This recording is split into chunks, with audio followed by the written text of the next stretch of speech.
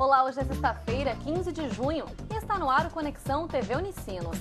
No programa de hoje, veja como a sustentabilidade aplicada na prática pode gerar benefícios para uma organização. Já está acontecendo lá no Rio de Janeiro a Rio+20. Por isso, aqui no estúdio, vamos falar sobre construções sustentáveis.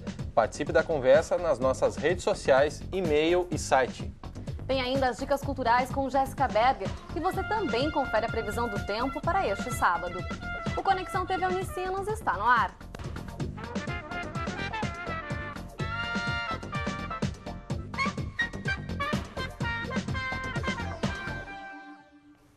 O conceito de sustentabilidade vai muito além do que somente preservar a natureza. Praticar a sustentabilidade está nas ações que beneficiam a sociedade como um todo. Nós já mostramos projetos em escolas de economia solidária e hoje vamos mostrar como grandes empresas se preocupam em praticar a sustentabilidade e recebem os benefícios, tanto sociais quanto econômicos, com isso.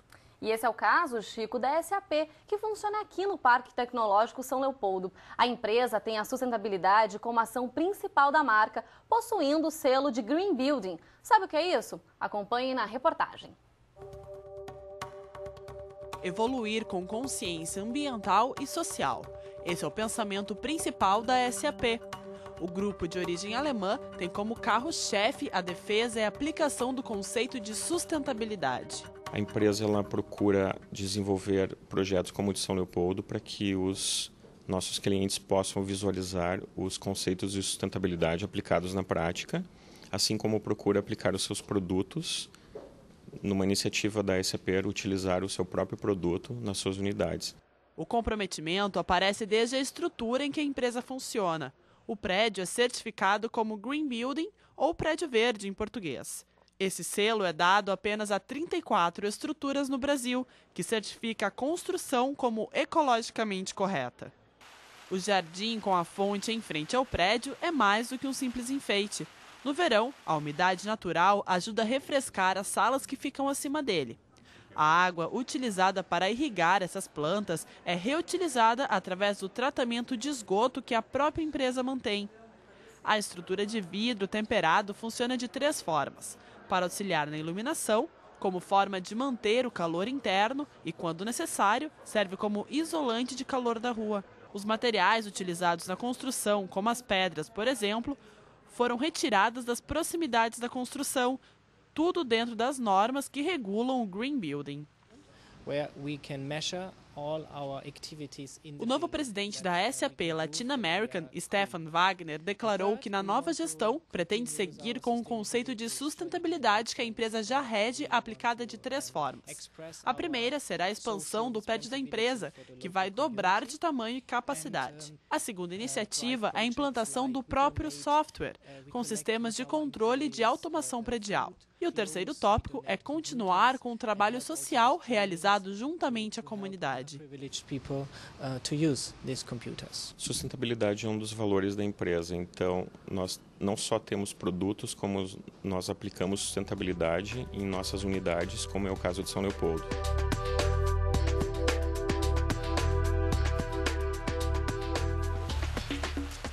Sem dúvida, é um bom exemplo, né? E olha só, a Conferência das Nações Unidas sobre Desenvolvimento Sustentável, a Rio+20, começou no último dia 13 no Rio de Janeiro e vem provocando discussões sobre sustentabilidade por meio dos mais variados aspectos. É isso mesmo, Vanessa. E como a gente já até mostrou em uma série de reportagens recentemente aqui no programa, o setor da construção civil é o que mais merece atenção nesse sentido, por ser o que utiliza mais recursos naturais. Por isso, é importante que o desenvolvimento através desse setor aconteça de maneira sustentável, limpa e consciente, né? Sem dúvida, Chico. E a exemplo do Prédio Verde, que nós vimos na reportagem, outras soluções também estão surgindo. É para conversar com a gente sobre esse tema que nós recebemos aqui no estúdio Gelson Fiorentin, professor do curso de Biologia da Unicinos, e também Daniel Medeiros, professor do curso de Engenharia Civil. Olá, sejam bem-vindos. Olá. Olá. Professor Gelson, para a gente começar, eu quero saber qual que é o pensamento que deve orientar aí a construção sustentável nos dias de hoje. Bem, eu acho que nós temos que pensar primeiro desenvolvimento para quem, né? Acho que essa é uma pergunta que a gente tem que se fazer. E outro aspecto, que nós devemos colocar o ser humano dentro do ambiente, né? Porque a gente percebe que o homem se enxerga como um ser alienígena que está fora. E a gente tem um exemplo da SAP e de outros empreendimentos que é possível você desenvolver, construir e cuidando da questão ambiental. Eu acho que na construção civil, que é um grande problema que tem, é a perda, o desperdício de material. Né? O percentual é muito alto. E esse material, esse resíduo, na grande maioria, a gente pode falar assim, ele acaba se deslocando, sendo depositado em locais que não são adequados. Em banhados, tem um grande problema, aterrando banhados, né? Outros cursos hídricos, e isso tem prejudicado bastante. O impacto realmente é muito forte, né? Professor Daniel, a gente viu o exemplo da SAP. Quer dizer, esse tipo de modelo, ele é fácil de se aplicar, ele é mais difícil? Por que existe ainda tão pouco? No caso específico da SAP, eles têm uma certificação que é internacional, uma certificação chamada LEED, né, para Green Buildings. Hoje no Brasil são cerca de 55 empreendimentos com essa certificação. Né? O prédio da SAP é o único, por enquanto, aqui no Rio Grande do Sul. Porém, no Brasil, a gente tem hoje cerca de 500 projetos registrados em busca dessa certificação. Então, isso já é já é uma crescente. Comparado com os Estados Unidos, por exemplo, que começou antes lá, eles têm hoje cerca de 7 mil empreendimentos certificados. Né? Então, a gente pode pensar nisso. O primeiro prédio certificado no Brasil foi em 2007. Então, de lá para cá, a gente já está com mais de 50. Isso mostra um crescimento geométrico ano a ano. Mas é preciso até um investimento maior, né, professor, para fazer esse tipo de construção? Isso depende. Né? Se a gente já tem um projeto, né, que foi concebido sem levar em consideração essas características verdes, aí toda modificação vai acarretar custo. A adaptação é mais cara do que começar ele do zero. Se tu já conceitualmente já concebe todo o projeto pensando nas características de Green Building, tu tem até chance de economizar na tua construção, sem falar na operação do prédio. Né? A operação, se tu já pensar em economia de energia, economia de água, o teu custo para a operação ali durante 50, 60 anos vai ser também bastante menor. A gente comentou isso quando a gente falou da construção da usina de reciclagem da construção civil aqui em São Leopoldo, e foi comentado pelos entrevistados justamente isso, que é economia a longo prazo, né? Seria uma economia a longo prazo, não só da parte financeira, mas logicamente a parte ambiental. Acho que vocês poderiam falar melhor sobre isso, né?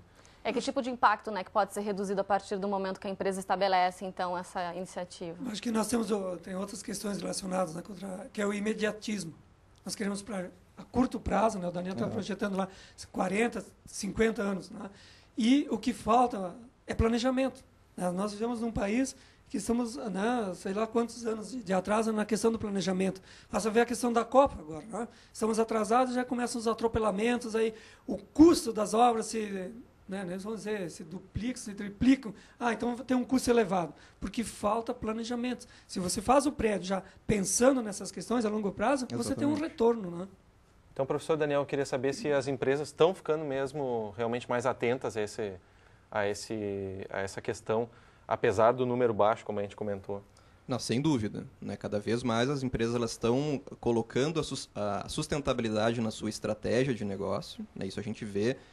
Claro, o começo é sempre com as empresas multinacionais que já trazem isso do exterior. E as empresas também querem ter isso atrelado à marca delas. Né? Também é um fator importante para a sua marca, né? Para a sustentabilidade de sua marca também. Né? Então a gente tem um negócio cada vez mais competitivo, o diferencial está cada vez mais difícil, então tu ter esse componente agregado, né, pode ser um fator competitivo importante. Professor Gelson, o senhor trabalha diretamente com a comunidade, com as crianças, através de um programa, né, de ação socioeducativa aqui da Unicinos. Como é que funciona essa iniciativa? Nós trabalhamos ligado ao Centro de Cidadania e Ação Social da Unicinos. Trabalhamos na comunidade, na Escola Santa Marta, no contraturno escolar com crianças e adolescentes. E dentro disso são trabalhadas questões ambientais. Uma grande problemática é a questão da água, né? Nós captamos a água da chuva e utilizamos na irrigação das hortaliças e das plantas ornamentais. E isso é repassado com os alunos e que eles possam replicar em casa. Né? Inclusive, com o período de seca e com os problemas na distribuição de água de São Leopoldo, a escola conseguiu funcionar por 2 dias porque tinha água da chuva armazenada. Então, isso é extremamente importante. Né? Eu acho que passar para as crianças, para o adolescente, essa ideia de você desenvolver, mas também pensar no meio ambiente e ser um trabalho, um desenvolvimento sustentável. E essas crianças são futuras gestoras, né? A gente está falando aqui de gestão. Com certeza, serão os futuros professores, principalmente que tem uma casta muito importante nesse país chamado políticos, né? E a gente espera que eles cresçam pensando, né, que o homem faz parte do ambiente também. Eu gostaria de saber do professor Daniel, então, para encerrar, quais são os primeiros passos para a implantação de um projeto como esse de Green Building para uma empresa? O que a empresa precisa fazer? Ela tem que já pensar, né, desde da concepção do seu projeto, ela vai ter que pensar em alguns aspectos, né, que vão agregar características de sustentabilidade ao seu prédio. Então, vai desde a escolha do local, né, a parte de controle de água, né, economia de água.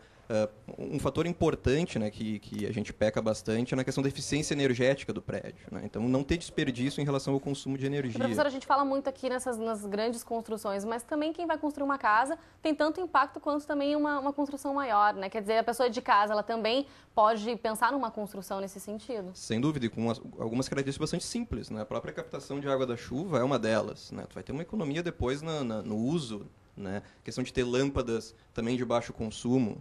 Então, tu tem um reflexo depois no uso, né? Tem uma economia nas contas de energia e água, por exemplo. Tá legal, então. Muito obrigada pela presença de vocês e pelas informações. Obrigado pela oportunidade. No próximo bloco, a Conexão mostra quais as atrações previstas para os próximos dias aqui na região. Fique ligado que tem promoção de ingressos de cinema na rede Cinesystem. Aproveite para enviar o seu e-mail para conexãotv@unicinos.br ou participe através das nossas redes sociais, facebook.com/tvunicinos e no Twitter, o @tvunicinos. A gente já volta.